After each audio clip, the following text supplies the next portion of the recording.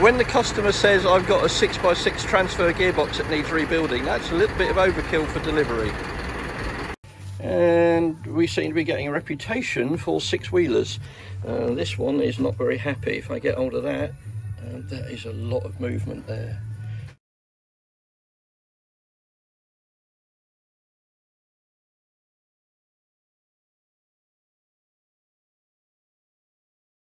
So we're going to have this apart and see what we're in for. I'm hoping that the customer doesn't have to have a new centre and the very expensive new crown wheel and pinion.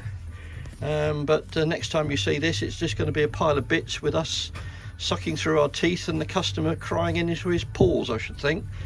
They're not cheap to rebuild, but they are great bits of kit. So out with the spanners.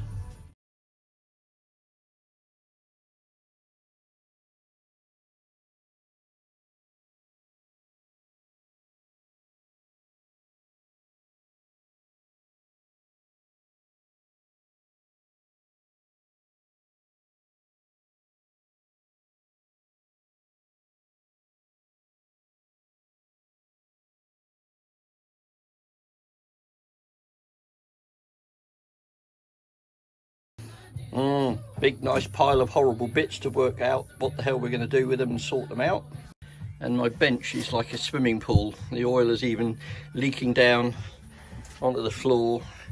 It's all apart, it's all in bits, lots of bits. We're going to have a huge clean-a-thon to start with. Going to load up both the ultrasonics. And this one has got the same problem as the last one we've done, because the special gear that fits in here, because it's a blind L and the vehicle is basically driving forwards, that means all the oil comes this way and leaves it dry, and we ended up again having to struggle to get this out. It's picked up on the gear. You can see where it's tried to virtually friction weld itself together. So this is off to our favourite grinding company, who groaned down the phone when I said, "Will you do another one, please?" And this one is going off to our wonderful engineer that we use for this sort of thing, because that's all picked up rather nastily in there, and he's going to machine that centre out and put a nice phosphor-bronze pad in there, so that this gear and that L are all lovely running on a phosphor-bronze insert. So that's one of the first things that we've got to take off and get done. Hi Dan, this has just come out the cleaner.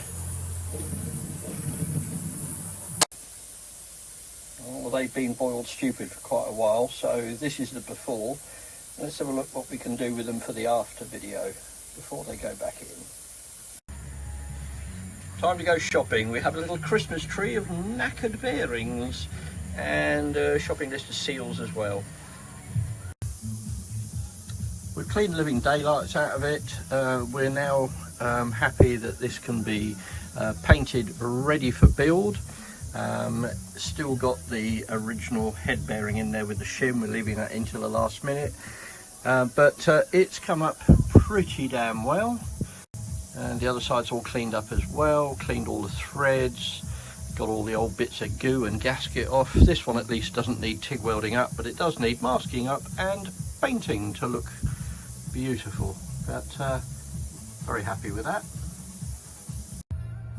Yes, we know it's a Land Rover, but there's a difference between just doing something and doing something nicely.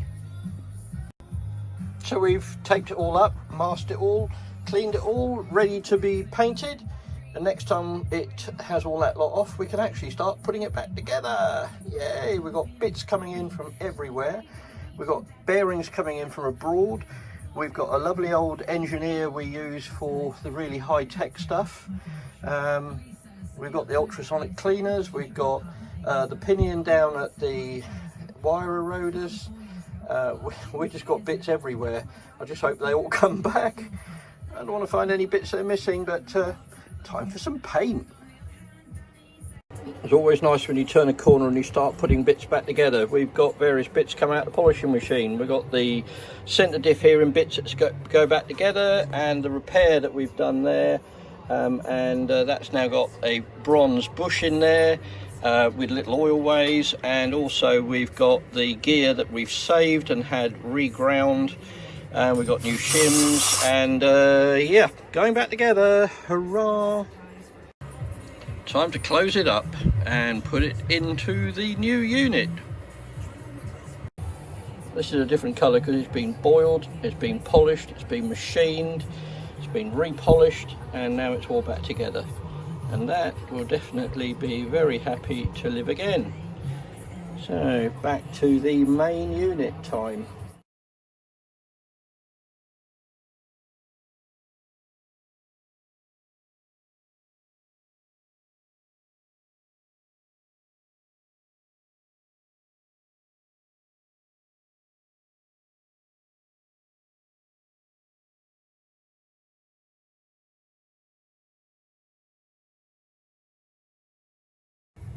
So this now has a billet of aluminium that's been machined to take the base of the bearing where it had cracked all the way along here.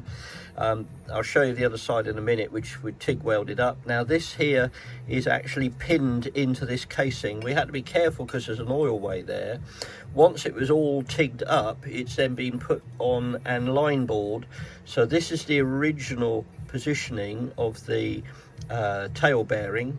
And then what we've done is machined down so that it's exactly dimensionally in the same position as it was before it was damaged.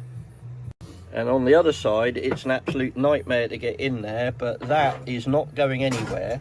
It also means that we can put something nice and big and heavy steel-wise across here to help strengthen it when we press the bearing in. But in real terms, that is now so much stronger, and it should allow us to have the tail bearing in the correct bloody position. No wonder that nose was moving in and out at the beginning of the video. Basically the race here had moved this way when it cracked because it's so weak. The head bearing is actually in a steel casing, and on the other main bearing, which is this one here, you can't see it, but the thickness there is probably twice as thick as the other one. So that is really a design flaw, and bearings in aluminium casings are the stuff of nightmares, but we're happy that it's a proper repair. Yes, we know there's a stud missing at the back. That's the least of the problems we've had with this, but we fiddled and farted about with it, and we're happy with it. We're going to finish this off. We're going to put a seal in. We've pre-tested it. There's a seal going in there, and then the special end that I've machined up is all back together. So we've got the old dust shield, new bolt, new washer, and that's the bit that goes on there, and that's going to be the diff end built. Repaired section has worked out perfectly. We got the new unit that we've made up and a bolt in the end now instead of a castle nut. The rebuilt diffs in there, and it all moves and rotates beautifully. There we go. One nearly there, I hope. So a quick summary of where we are. The amount of days that this soaks up is quite unbelievable. We're probably, even with two of us on it, we've probably spent more than 7 days on this, if not more, probably more like 10. I think it just soaks up the time. So we've now got the new Ashcroft 4-pin center with our tab lock system, and also this one's carrying one of our forged cross shafts. That's all been apart, cleaned, upgraded, heavy duty rear cut crown wheel and pinion. We've got our own ears on there, strengthened up. We've got heavy duty carrier bolts. So the diff's all done. The center diff is now back in there and shimmed up. We've got new thrusts on the inside. Everything else has been repolished. Bronze inserts been done. The on-off locking mechanism goes in there, which we've cleaned up. And then this is the piece that was causing us real problems. That's worked out really nicely. So where the tail bearing sits, that's cracked, that's all now being repaired. We had to play around with that to get clearances. Shimmed up beautifully. The diff itself has got 1/1000th of an inch run out. I'll settle for that all day long. So we'll be back on this, and I think one more day should see it done. and I'll be pleased to get my workshop back, because it takes up a lot of space when you take one of these apart. There's bits everywhere. And we've even straightened out the steel cover for the Vacuum Advance, which looked like it had an almighty clout. If you look on the original video, it really has had a wallop. So that's currently in paint. So back on it next week. Sometimes when you look at things, you realise that they were just so badly designed. And here's another bit from this six-wheeler. This is the nose cone we're about to play with. Now the nose cone basically has a bearing and it has a seal. Now on everything that's normal in the world, you'd put the bearing in there and you'd hit the seal on the end, except the seal goes in first and then you press the bearing in. So if you ever need to change a seal, you've got to whack the bearing out. How stupid is that?